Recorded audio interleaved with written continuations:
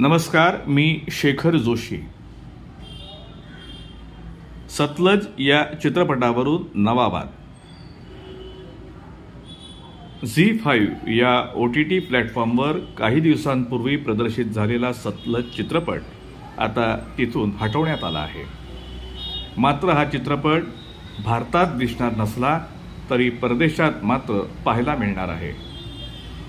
मानवाधिकार कार्यकर्ते जसवंत सिंग खालरा यांच्या जीवनावर आधारित हा हिंदी पंजाबी चित्रपट झी5वर प्रदर्शित झाल्यानंतर अवघ्या 48 तासात हटवण्यात आला. यावरूनच आता नवा वाद सुरू झाला आहे.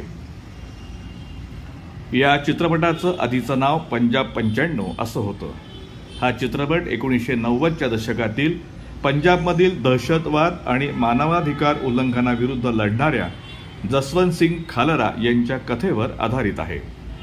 पंजाबमध्ये 1984 ते 1994 या कालावधीत अनेक निरपराध नागरिकांना पोलिसांनी खलिस्तानी दहशतवादी असल्याच्या संशयावरून ठार मारलं होतं असं सांगितलं जातं आणि तेच या चित्रपटात दाखवण्यात आलं आहे.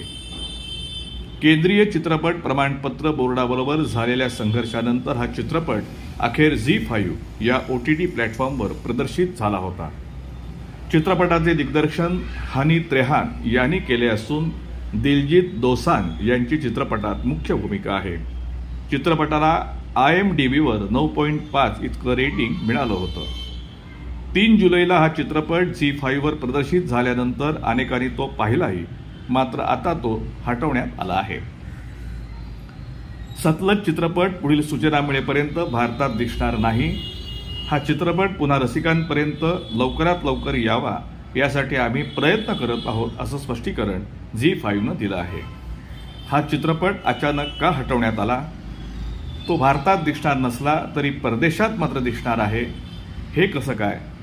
चित्रपटाचा विषय विवादास्पद आणि संवेदनशील होता, तर मुळातच हा चित्रपट OTT प्लॅटफॉर्मवर का आणि कसा प्रदर्शित झाला असे अनेक प्रश्न या निमित्तानं उपस्थित केले जात आहेत.